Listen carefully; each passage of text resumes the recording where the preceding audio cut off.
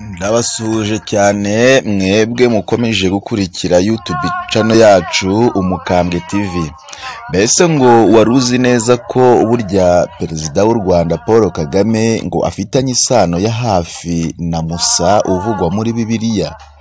Perezida w'u Rwanda Paul Kagame ndetse na Musa uvugwa muri Bibiliya ngo bafitanye isano ngo ya hafi cyane.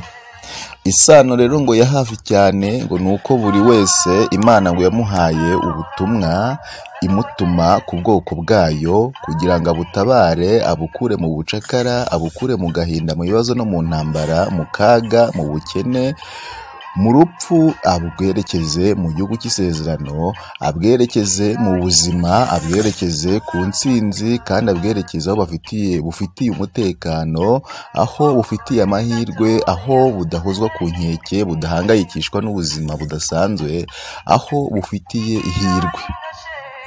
Nk'uko Musa uvugwa muri Bibiliya Imana yamutumye ku Bayisiraheli aho bari mu bucakara bababaye, batishimye, bakubitwa, bahangayikishijwe, ndetse bicwa, ndetse basuzugurwa, badafite ijambo na gake, bitwa amazina atandukanye yo kubashinyagurira.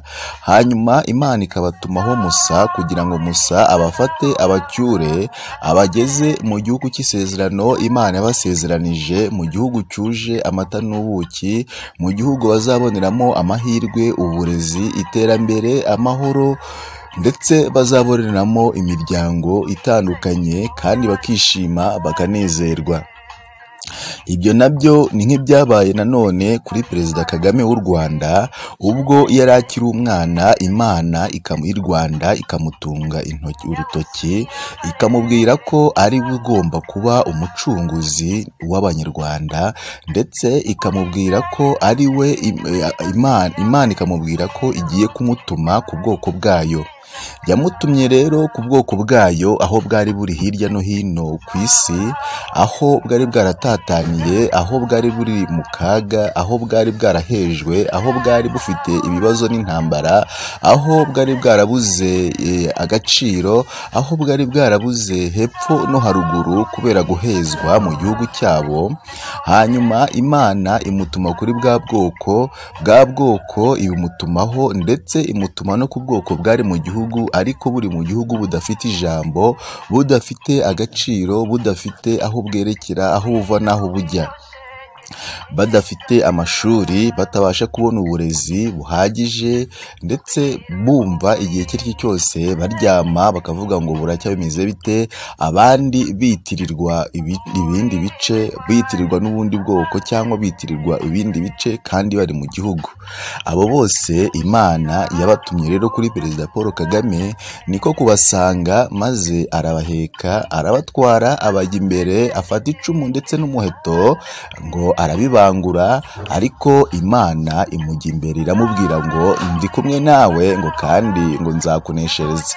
Nuko afata bwa bwoko bw'Imana abukura hirya no hino mu bihugu bitandukanye, araza areba n'ubwari buri mu gihugu, bose abahuriza hamwe.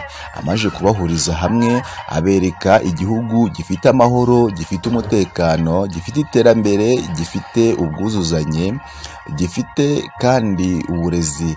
Abereka igihugu kimwe bagomba kubamo, kandi koko ababwira ko ari cyo gihugu cyabo Imana yabasezeranije, ari cyo gihugu cyabo cy'isezerano. Arangije abasaba ko icyo gihugu bakomeza kugikorera, bakomeza gufatanya, kandi bakajya umurongo umwe kugira ngo gikomeze kibe igihugu kirangwa n'amata n'ubuki. Rero icyo gihugu amaje kubakura muri izo nzira zose, muri ubwo bucakara ndetse n'ahandi, amaje kubashyira hamwe mu gihugu kimwe cy'u Rwanda, yababwiye ko bafite intego yo guca ubuhunzi, abantu ntibazongere kwangara, kuzunguruka, kugenda hirya no hino birukanka, kandi ati ngiki igihugu cyanyu cy'isezerano, ubuhunzi bucike, kutiga, guhezwa mu mashuri, ndetse n'ubusumbane cyangwa itonesha byose bicike, akarengane kose gacike, ndetse ivangura iryo ari ryo ryose ricike, gutonesha umuntu hahereye ku bwoko cyangwa akarere cyangwa se cyangwa se ahaturuka n'ibindi, ibyo byose cyangwa se idini byose bicike.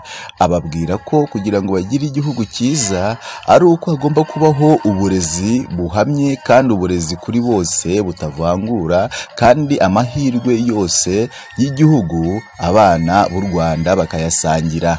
Ababwira ko kandi icyo bagomba gukora ari ugukora cyane kandi bakihesha agaciro kandi bagaharanira kureba ibyabagirira inyungu n'ibyabagirira umumaro ubwabo, bo batitaye ku by'abandi bantu bavuga bo hirya no hino, kubera ko nta muntu ushobora kuza kukubakira inzu yawe. Wowe ubwawe ni wowe ugomba kwanza kumenya uko inzu yawe igomba kuba imeze n'uko igomba kubakwa. Nta na muntu ushobora kumenya ko ukwiye kurya mbere y'uko wowe ubimenya. Ni wowe wa mbere ugomba kumenya ko ushonje kandi ukamenya ko ukwiye no kurya. Yababwiye rero ko bakwiye kubaka u Rwanda rwuje ubumwe, rwuje amahoro ndetse n'umutekano, kandi bakwiye kubaka u Rwanda rushyize hamwe, rufite ubutabera buboneye kandi ubutabera kuri bose, kandi umunyarwanda wese akagira uburenganzira mu gihugu ku byo atunze, ku byo afite, ndetse akagira n'uburenganzira bwe bwite bwisanzuye, kandi akumva yishimiye u Rwanda atuyemo kandi u Rwanda aturukamo. Izi ntumwa zombi rero zifitanye isano kuko zose Imana yazitumye ku bwoko bwayo kugira ngo buve mu buzima bubi, buve mu bucakara, buve mu kwicwa, buve mu gahinda, buve mu ishavu, buve mu kaga, maze abwerekeze ahantu heza. Uku nguku rero Imana yohereje Perezida Kagame kugira ngo agende akure abanyarwanda hirya no hino, ndetse abahurize hamwe n'abari mu gihugu, abari bari mu kaga, abari bari mu buhunzi, abari bari mu rupfu, abari bari mu kwiganyira, abari bifashe ku itama batazi uko bizagenda ejo, bibaza ngo ese igihugu cyacu amaherezo ni ayahe, ese tugihejwemo, ese birarangiye. Abandi bangara hirya no hino, abandi bari mu bundi buzima, abandi bari mu gihugu ariko bahora bihishahishe, bari mu gihugu badafite uburenganzira butandukanye kandi bemerewe n'igihugu cyabo ariko batabufite, uburenganzira bakwiye kubona mu buryo bwabo butandukanye ariko batahabwaga, ndetse bahora buri gihe baryamye ariko bavuga ngo ubanza butari buke.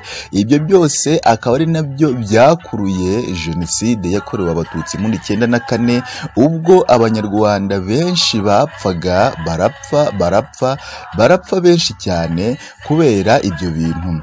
Ubwo rero intumwa y'Imana Paul Kagame niyo yafashe iya mbere. Imana irayibwira ngo kubera rero ko nguhaye inkoni yo gutabara, nyamara hari ibizaba bitandukanye ariko nabyo mbiguheriye ububasha bwo kubihagarika. Niko rero kwerekeza rya cumu rye ndetse n'umuheto mu Rwanda, maze ahagarika jenoside, atabara abicwaga hirya no hino, abana bicwaga, ababyeyi bicwaga, abasaza bicwaga, abagore bicwaga bazira uko bavutse, bazira ubusa, ngo barazira ubwoko bwabo. Abo ngabo arahagarara arababwira ngo ntimugipfuye, Uwiteka Imana ibantumyeho ngo birarangiye, ntimugipfuye, dore mbazaniye ubuzima. Rero yaje ari ubuzima ku banyarwanda. Nuko rero ubwo niko yakijije ubwoko bwayo, ni nk'uko Musa nawe yakijije ubwoko bwa Isiraheli akabukura mu kaga akabwerekeza mu gihugu cy'isezerano. Birashoboka ko nawe ukuyaba ari kubyumva cyangwa se n'abandi ariko babyumva. Niba rero ari kubyumva cyangwa n'abandi ariko babyumva, duhurire muri komenti maze tuganire, hanyuma nawe uvuge ishimwe ryawe cyangwa uvuge uko ubyumva, hanyuma dusangirire hamwe. Soza rero ngusaba ko wakora share kuri iyi channel yacu, ndetse ukanakanda ahantu hatukura kandi ukanakora like kugira ngo ibiganiro byacu tujye dukomeza tubisangirire hamwe kandi duhurize hamwe ibitekerezo. Imana rero ikomeze kubana namwe, kandi Imana y'u Rwanda ikomeze kubagirira neza, kandi ikomeze kubaha kubyara no guheka, kuduha igihugu cyiza. Imana ntikongere kurara hanze ngo itahe i Rwanda, ahubwo ntikongere kwirirwa hanze ngo itahe i Rwanda, ahubwo yirirwe i Rwanda inaharare, kandi iduhe guhinga tweze, iduhe kurama no kuramuka, kandi iduhe inka, amata ndetse n'abo kuyanywa, iduhe ibisabo, kandi iduhe ibigega kandi bitazira imbeba. Murakoze cyane rero, Imana y'u Rwanda ikomeze kubana namwe, ariko nkagusaba cyane inkunga yo gukanda kuri ako kantu gatukura kugira ngo nawe umpere iyo nkunga. Murakoze cyane, Imana y'u Rwanda ikomeze kubana namwe. Ndabasuhuje cyane mwebwe mukomeje gukurikira YouTube channel yacu Umukambwe TV. Mbese ngo wari uzi neza ko burya Perezida w'u Rwanda Paul Kagame ngo afitanye isano ya hafi na Musa uvugwa muri Bibiliya? Perezida w'u Rwanda Paul Kagame ndetse na Musa uvugwa muri Bibiliya ngo bafitanye isano ngo ya hafi cyane.